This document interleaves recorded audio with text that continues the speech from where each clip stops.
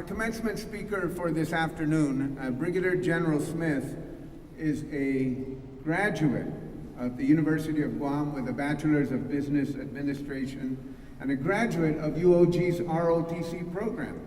She has an MBA from Troy University and a Master of Strategic Studies from the Army War College.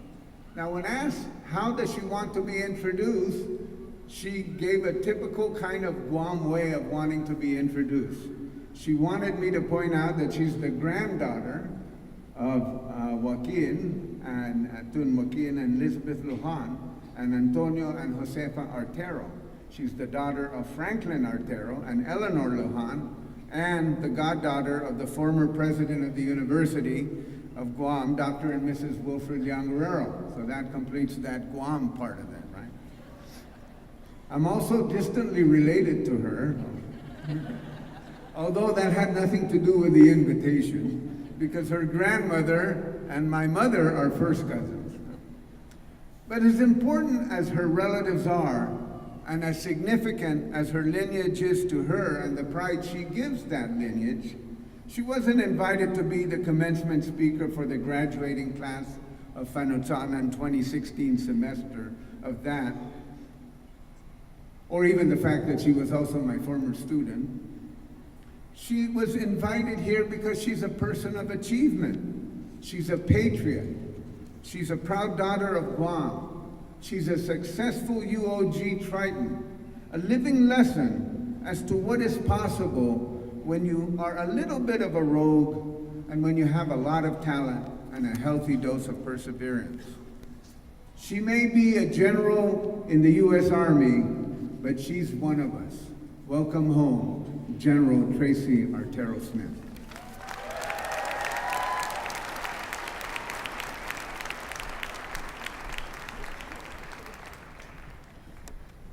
Wow, how do I follow his speech and his introduction? Hapade and buenas. Representing Governor Calvo, Mr. Palacios, Lieutenant Governor Tenorio, Speaker Wonpat, Vice Speaker Cruz, and the members of the 33rd Guam Legislature, Regent Sanford, and other board members, President Underwood, Senator Underwood, Vice President Enriquez, President Emeritus Leon Guerrero, and Brigadier General Roderick Leon Guerrero, the Adjutant General of the Guam Army National Guard, and he's also my godbrother and first cousin. Other distinguished guests, UOG administration, deans, faculty, and most importantly, the class of 2016.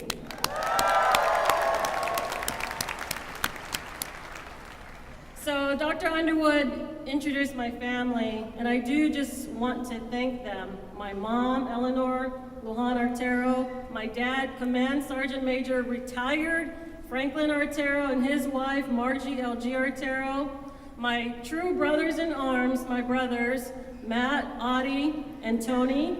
We have Navy, Army, and Air Force represented, and my sister, Liz Artero Guerrero, and my godparents, obviously, with Dr. Wilfred Leon Guerrero and Virginia Artero Leon Guerrero. Thank you, familia. Also, Dr. Underwood, it's such a surprise to get a phone call and you see Dr. Underwood on your cell phone, because I did save your phone number. But I truly am extremely honored and humbled to be here. When I was here some 29 years ago, as a graduate myself, I'm reminiscing as I'm going down the hall. I never imagined that I would be here today. Truly, that was never a thought that came into my brain. I want to thank the university because without this institution, I would not be here. And as a graduate of the business school, it taught me much about organizations, people, and about problem solving. The extracurricular activities, such as the Nahon Bunkakai, taught me how to interact with others and other cultures. I want to thank President Emeritus Dr. Leon Guerrero because he was instrumental in bringing the UOG ROTC program, and if it were not for that ROTC program, I would not have gotten a commission and would not be standing here in front of you today. Now, General Leon Guerrero and I, we've kind of racked our brains. We believe we are the only two graduates who are general officers from this particular Army ROTC program. So we are proud of it, proud to be UOG, Biba. I'm gonna remember that one. So I asked Dr. Underwood what he wanted me to address today, and obviously, the valedictorian has talked about challenges. He wanted to say, want me to talk about what made me successful. I don't think I'm anything special, truly, just somebody who worked hard. But I am going to talk about a couple of lessons learned, and I swear it'll be short, and it's really not a couple, it's 10, and it'll go fast. But first and foremost, and maybe not for this esteemed class, but you can relate, I know you can. Maybe for those current students and future students, first and foremost advice is to not take an 8 a.m. class. Because after graduating high school, when you have a choice of what time to wake up, that 8 a.m. class became very difficult. Long story short, I think I had to retake that class, and there went another semester. But the second point is to embrace technology, and I know this group of students does already. But what I mean by that is technology is going to advance. And as you move along your career, know how your subordinates are communicating. When I was a little bit younger, I still had a flip phone. Well, my subordinates were texting me using this flip phone. Do you know how difficult that is to respond? 333, 444, missed, right? So for those of you who are as old as I, you can relate. But, there were words in our lexicon that didn't exist. Facebook, Twitter, hashtag, tweet, post, swipe, snap, chat, pin, right? Those didn't exist before, but they do now. But what was most important is my subordinates were communicating with me in a way that I was not up to speed. But I quickly became up to speed to bridge that communication gap, and wow, communication was immediate and it was there. And that is something I learned. Number 3, own it. If you make a mistake, own up to it. Pretty simple. Don't try to make excuses. Obviously, explain the circumstances. Don't shift blame. Learn from it. Don't make it happen again. Fix it and move out. Number 4, know what the boss wants. Most of you are already in the workforce. One of my best bosses used to say, if it's not illegal, immoral, or really, really, really stupid, just do it. You should do it even if it's really stupid. You should do it even if it's really, really stupid. Okay, maybe question it if it's really, really, really stupid. But the point is that your bosses see things that you don't. They have a different perspective. So help him or her meet their objective, meet their goal, because if they look good, you look good. Number 5, today's nobody is tomorrow's somebody, is tomorrow's boss. An example is, I was a subordinate, I'm still a subordinate, but I had my boss who was very good to me. But 2 years later, guess what? Now I was his boss. But he treated me well, so I obviously in turn treated him well. And don't be that person that kisses up and kicks down. Because you must treat everybody with respect, to include the person that cleans the bathroom, that does the jobs that you don't want to do, somebody even maybe you don't like. But you have to treat everybody with respect. Okay, we're almost through. Okay, we're at number 5. We're going to go on to number 6. So, revolutionary versus evolutionary, critical and creative thinking. Okay, so revolutionary, how do you approach a problem? Are you going to do something new? Are you going to create a new product? Or are you going to improve on the old process, improve on the old product? Sometimes this most simple, straightforward way is the best way to go. But when you are dealing with complex issues and you have to have goals and strategic goals, use your critical thinking skills. You've learned them.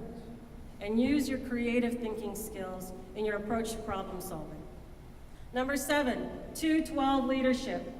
Some of you may have already heard about that. I've embraced that school of thought.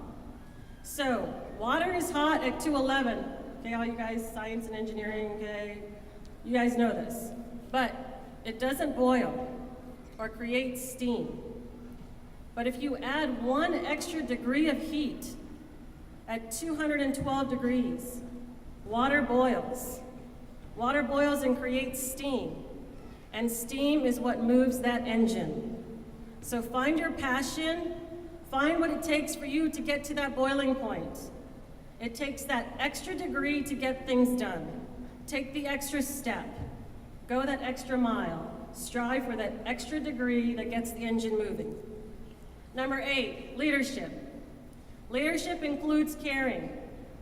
Although what my bosses thought about me was important, what I valued most was what my subordinates thought about me. Because they are the ones who are going to help you get the job done and move the organization forward. And really what I want people to remember most is I still got the mission done, but most importantly was that I cared. Number 9, mentorship. My success is not what I have accomplished. My successes will be what my subordinates and those who I have mentored accomplished. I'm most proud when they get promoted. I am most proud when they earn an award or earn a degree. And also, mentorship includes you getting a mentor. We have an entire room of mentors here. Find your mentor. They can help develop, shape, and guide you. And number 10 is service. Obviously, I'm going to advocate for joining an armed service. Go Army! We finally beat Navy. But I don't mean just an armed service branch. I mean service to your community, service in local government, service as part of charitable organizations, service to your local mayor's office, service to academia. This administration and staff has been giving back to our community with their advancements in this institution. They do not do this to advance themselves. They do this to advance us as a people and as an institution and as a student body. And every generation has always felt like the next generation. The old generation thinks that the next generation feels entitled. You know, my grandfather, he used to think that we felt entitled because we expected hot water in the house, right? Because that was his memory. But every generation advances the next generation. And this is a new world and a new generation. So I will close with one of those famous quotes, okay, from Sir Winston Churchill. Hear this, young men and women everywhere, and proclaim it far and wide. The earth is yours and the fullness thereof. Be kind, but be fierce. You are needed now more than ever before. Take up the mantle of change, for this is your time. Si Zeus Maas, and congratulations, class of 2016.